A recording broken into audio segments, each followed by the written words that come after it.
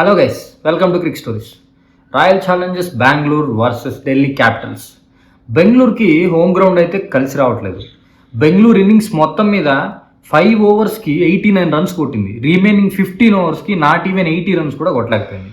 So 15 ఓవర్స్లో not even 600 కూడా maintain చేయలేకపోయారు. అది బౌలింగ్ పిచ్చా కాదు, 100% batting pitch Chinnaswamy stadium. And Delhi ఒక్క పార్ట్నర్షిప్ మ్యాచ్ని గెలిపించేసింది ఈరోజు. సో ఒక 10 ఓవర్ స్టేజ్కి వచ్చేసరికి బెంగళూరు కంటే ఢిల్లీ చాలా డౌన్లో ఉంది. బట్ స్టిల్ ఢిల్లీ ఎలా మ్యాచ్ని గెలిచింది, ఢిల్లీకి బెంగళూరుకి ఇన్నింగ్స్లో ఉన్న తేడా ఏంటి, లెట్స్ గెట్ డిస్కస్. సో ఇంక మ్యాచ్ విషయానికి వస్తే బెంగళూరు గ్రౌండ్లో ఇలాంటి గ్రౌండ్స్లో toss is very crucial. And దురదృష్టవశాత్తు బెంగళూరు మళ్ళీ టాస్ ఓడిపోయింది హోమ్ గ్రౌండ్లో. సో వాళ్ళకి ఫస్ట్ బ్యాటింగే వచ్చింది. సో కనీసం బ్యాటింగ్ వచ్చింది, ఒక మంచి స్కోర్ పెడితే 200+ ఖచ్చితంగా డిఫెండ్ చేసుకునే బౌలింగ్ లైనప్ ఉంది అనుకున్నాం. బట్ ఒకే ఒక్క రన్అట్ వాళ్ళ స్కోర్ ఆశలన్నింటినీ అడియాసలు చేసిందనే చెప్పాలి. బికాజ్ ఒక అద్భుతమైన ఫామ్లోకి వచ్చిన ఫిల్ సాల్ట్ ఒక్క రన్అట్తో మ్యాచ్ 200 స్కోర్ నుంచి 150 స్కోర్కి వెళ్ళిపోయింది. అది ఎలా అంటే ఫస్ట్ ఓవర్ అద్భుతంగా వేసిన స్టార్క్, థర్డ్ ఓవర్కి వచ్చినప్పుడు ఫిల్ సాల్ట్ 25 రన్స్ కొట్టాడు ఒకే ఓవర్లో. ఆ ఓవర్ తర్వాత 3 ఓవర్స్కి 53 for no loss RCB score. అదే form at least power play continue అయినా పవర్ ప్లేలోనే ఒక 90 రన్స్ వచ్చాయి. ఆ తర్వాత యావరేజ్గా 7 రన్ రేట్ వేసుకున్నా 200 ఈజీగా స్కోర్ చేసేవాళ్ళు. బట్ ఎప్పుడైతే ఒక అన్వాంటెడ్ రన్అట్ వచ్చిందో అప్పుడు ఒక్కసారిగా ఆర్సీబీ గ్రాఫ్ స్లో అయిపోయింది. అండ్ ఆ ప్రెషర్ని ఢిల్లీ చాలా పర్ఫెక్ట్గా హ్యాండిల్ చేసింది. అండ్ వికెట్స్ వెంటనే తీస్తూనే వచ్చింది. ఇంకెక్కడ ఆర్సీబీకి ఛాన్స్ ఇవ్వలేదు. సో ఈ రన్అట్ ఎస్పెషల్లీ ఈరోజు ఆర్సీబీ ఇన్నింగ్స్నే మార్చేసిందని చెప్పాలి. అండ్ ఈ రన్అట్ విషయానికి వస్తే రన్అట్లో ఇద్దరిది ఫాల్ట్ ఉందనిపించింది. ఈవెన్ విరాట్ కోహ్లీ మూమెంట్ ఇచ్చాడు, కొంచెం ముందుకెళ్ళాడు. Phil Salt already half match దాటి వచ్చేసాడు. సో ఆ టైంలో కోహ్లీ రన్ డినై చేయడం, ఫిల్ సాల్ట్ వెనక్కపోతే పడబోవడం, సో ఇవన్నీ సమ్ కైండ్ ఆఫ్ ఇన్సిడెంట్స్ ఒక బ్యాడ్ సైన్ పాపం ఆర్సీబీకి. అండ్ ఆ ఒక్క వికెట్ తర్వాత ఇంకెవరు నిలబడలేకపోయారు. ఢిల్లీ వెంటనే ప్రెషర్ చేయడం స్టార్ట్ చేసింది. ముఖేష్ కుమార్ వచ్చాడు, పడిక్కల్ వికెట్ తీశాడు. ఆ తర్వాత వచ్చిన పట్టిదర్ కూడా కొంచెం స్లోగా ఆడుతున్నాడు. సో తర్వాత స్పిన్నర్ ఎంటర్ అయ్యాడు విప్రజ్ నిగమ్. సో కోహ్లీ మీద ప్రెషర్ ఎక్కువ అవడంతో కోహ్లీ స్కోరింగ్ స్టార్ట్ చేశాడు. ఆ ఓవర్లో ఆల్రెడీ ఒక 6 కొట్టి మళ్ళీ స్ట్రైక్ వచ్చినప్పుడు మళ్ళీ ఒక భారీ షాట్ ఆడిపోయి అవుట్ అయ్యాడు. సో కోహ్లీ ఒక రాంగ్ షాట్ ఆడిపోయి అవుట్ అయినట్లే. బికాస్ ఆల్రెడీ ఇన్నింగ్స్లో 2 వికెట్లు పడిపోయి ఉన్నాయి. డీసెంట్ పార్ట్నర్షిప్ బిల్డ్ చేయాల్సిన టైంలో ఒక ఆల్రెడీ రన్స్ వచ్చిన ఒక ఓవర్లో మళ్ళీ అలాంటి షాట్ ప్రయత్నించడం ఒక రాంగ్ డెసిషన్ అనే అనిపించింది. సో కోహ్లీ అవుట్ అయిన తర్వాత ఏ మిడిల్ ఆర్డర్ నిలబడలేకపోయారు. సో ఆర్సీబీకి టాప్ ఆర్డర్ వండర్ఫుల్గా ఉంది. అండ్ మిడిల్ ఆర్డర్ యావరేజ్గా ఉంది. లోవర్ ఆర్డర్ మళ్ళీ చాలా బాగుంది. సో ఈరోజు మిడిల్ ఆర్డర్లో జితేష్ శర్మ కానీ లివింగ్స్టన్ కానీ ఇద్దరు ఇంపాక్ట్ చూపించలేకపోయారు. ఇద్దరు చాలా ఫాస్ట్గా అవుట్ అయ్యారు. ఇంకా లోవర్ ఆర్డర్ లాస్ట్లో ఆ టిమ్ డేవిడ్ ఒక మంచి స్కోర్ కొట్టడం వల్ల అట్లీస్ట్ 160కి వెళ్ళింది, లేదా అరౌండ్ 140, 150 మధ్యలో ఆగిపోవాల్సిన స్కోర్ అది. So as I said last 2 ఓవర్లో మళ్ళీ 36 రన్స్ వచ్చాయి.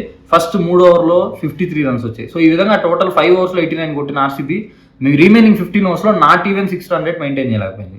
ఇంకా ఢిల్లీ బౌలింగ్ విషయానికి వస్తే ప్రతి బౌలర్ అద్భుతంగా బౌలింగ్ చేశాడు ఎక్సెప్ట్ స్టార్క్. ఆ స్టార్క్ కూడా ఒక్క ఓవర్ ఎక్స్పెన్స్ అయింది. సో ముఖేష్ కుమార్కి ఆ వేసిన last over Tim David score చేయడం వల్ల అది కొంచెం ఎక్స్పెన్సివ్ అయింది. తప్పితే మధ్యలో middle bowlers especially Vipraj Nigam and Kuldeep Yadav అద్భుతంగా బౌలింగ్ చేశారు. అండ్ ముఖేష్ కుమార్ కూడా ఎక్సెప్ట్ దట్ లాస్ట్ ఓవర్ చాలా బాగా బౌలింగ్ చేశాడు. అండ్ ఎస్పెషల్లీ పవర్ ప్లేలో మెయిడిన్ వికెట్ తీసుకున్నాడు ముఖేష్ కుమార్. సో ఈ విధంగా ఆర్సీబీని ఒక లో స్కోర్కి కట్టడి చేయడంలో ఢిల్లీ బౌలర్స్ అద్భుతంగా సక్సెస్ అయ్యారు. సో ఇంకా సెకండ్ ఇన్నింగ్స్కి వస్తే ఆర్సీబీ పవర్ ప్లేలో అద్భుతంగా బౌలింగ్ చేసింది. And their main bowling guns Bhuvneshwar Kumar కానీ, యష్ దయాల్ కానీ, హ్యాజిల్వుడ్ కానీ చాలా బాగా బౌలింగ్ చేశారు.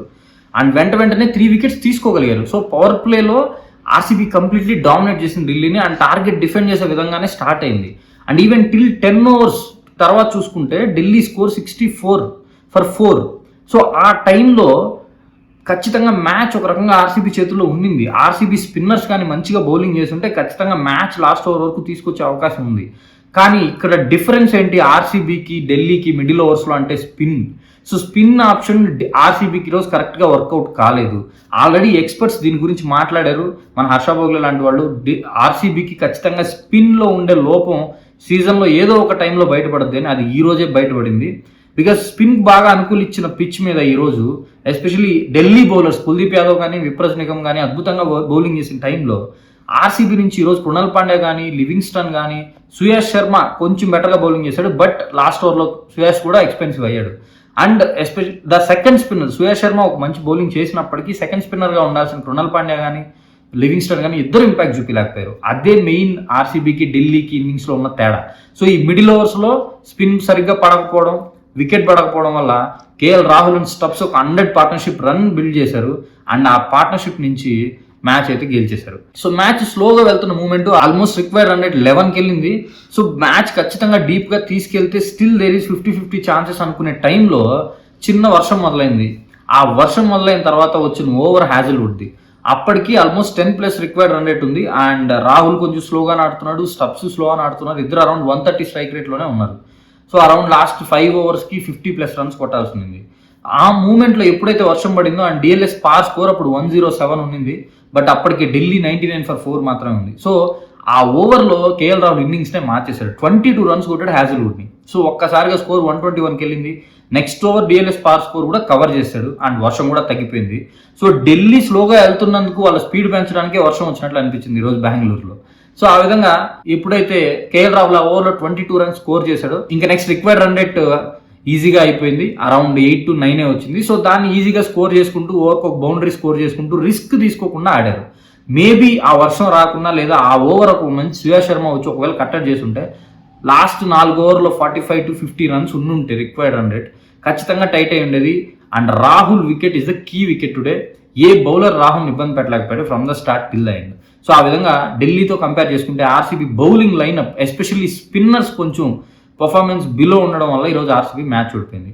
అండ్ హోమ్ గ్రౌండ్లో ఆర్సీబీ ఇలా మ్యాచెస్ ఓడిపోవడం ఖచ్చితంగా వాళ్ళకి బ్యాడ్ సైన్ అనే చెప్పాలి. బికాస్ 7 మ్యాచెస్ హోమ్ గ్రౌండ్లో ఆడాలి, 7 మ్యాచెస్ బయట ఆడాలి. ఒకవేళ ఆర్సీబీ 7 బయట ఆడేవి గెలిచినా హోమ్ గ్రౌండ్లో ఖచ్చితంగా 7లో 3-2 అట్లీస్ట్ గెలవాలి.